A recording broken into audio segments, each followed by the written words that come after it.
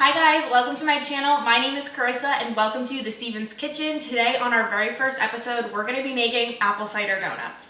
This recipe I'm going to be deep frying, but you very well could bake these in the oven for a little bit of a lighter donut.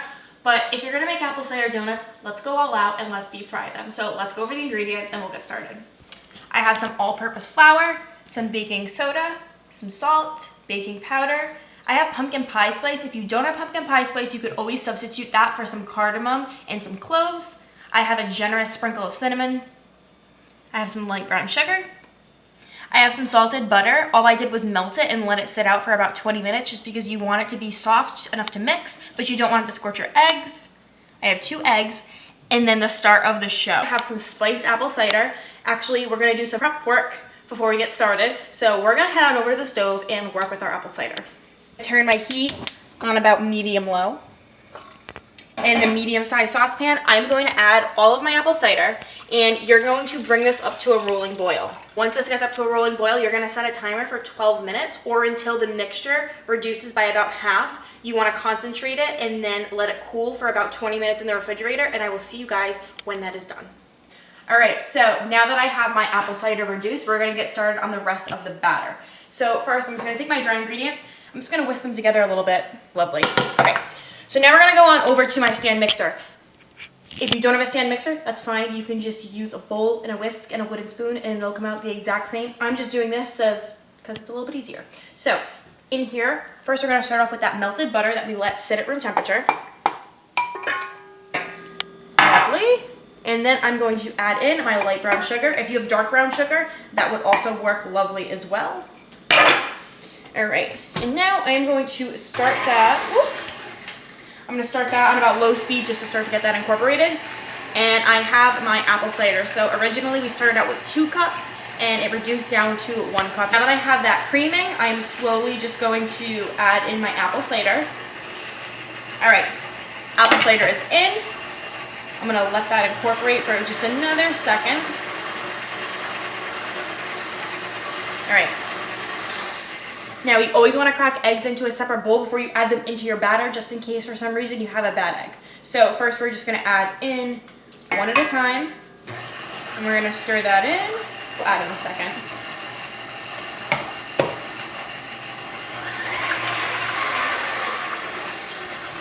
All right, now I'm going to add on my protector onto my KitchenAid, and spoonful by spoonful, I'm going to be adding in our flour mixture.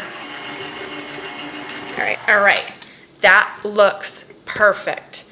Now all I'm going to do is I'm going to clean off my paddle attachment. Now this is a very sticky dough. I am just going to take my dough and I'm going to pop it onto a floured work surface. All I'm going to do is just with a little bit of flour, I'm going to get it into a nice disc so it's a little bit more workable. And now this puppy has to take a nap in the fridge for about an hour, and that'll just make it a little bit more easier to form into the donut shape. So I'm just gonna put it on some parchment paper, put it on a plate, and put it in the fridge, and I will see you guys in an hour. Okay, so as you can see, I'm covered in flour, but this baby took a little nap for about 45 minutes in the fridge. I am so impatient. I just want to get started frying, so I cut it a little bit short. So in my house, I don't have a special donut cutter. So I use a cup and a piping tool, like a little tip. And I'll show you how I do it. So I rolled this dough out to about 1/4 of an inch thick. I put a little bit of flour on. I make my cut, just like that. All right, I take my little piping tool. I put the little donut hole in the middle, okay? And then with that excess flour, you do wanna kind of brush it off as much as possible because you don't want it to burn when you're frying it. So now at this point, if you were gonna bake these, you would pop them in the oven. I would say about 375 until they were golden brown. But like I said before, we're gonna fry them. So back there, I have a big pot filled about 1/3 of the way up with some vegetable oil. Any flavorless oil will work. You could use canola oil, that would work really well. I wouldn't use anything like olive oil or coconut oil. The flavor would be way too high and the smoke point, it would be way too low for the length of time that it's going to take us to fry all these bad boys up. So I'm going to go ahead and continue punching out all my little donut shapes. Also, another note, when you have all these scraps, It is sad, but you can't re-roll this out, you know, group the dough back together and roll it out. It would just be too dry. It would not work. So unfortunately, you know, what you could do is, if you don't want to throw out the dough, you could kind of cut it up a bit. And I mean, you could fry these pieces, but I don't, because I like all my donuts to look perfect. Okay, so my vegetable oil came up to temperature, and the way that you know that it's up to temperature is when you pop the donut in and it starts bubbling just like that, you know your oil is at the perfect temperature. So I'm not gonna overcrowd my pan. I'm only gonna add in about 3 at a time, and I am going to let them puff up. About halfway through, I'm gonna flip them over and then put them on a paper towel lined plate. And they are lovely golden brown on the bottom, and that is exactly what you're looking for. So I am just going to flip these over. It only took about 1.5 minutes on that first side, and it's only gonna take about 30 seconds now to finish it off. And I will show you guys the next step. When I'm done with this, we're gonna wrap it up and then we're gonna eat. My donuts cooked for about 2.5 minutes total. As you can see, my donuts look a nice, beautiful golden brown. They're really hot, but they look so good. They look like they came from the farm down the road from me. I'm really proud of these.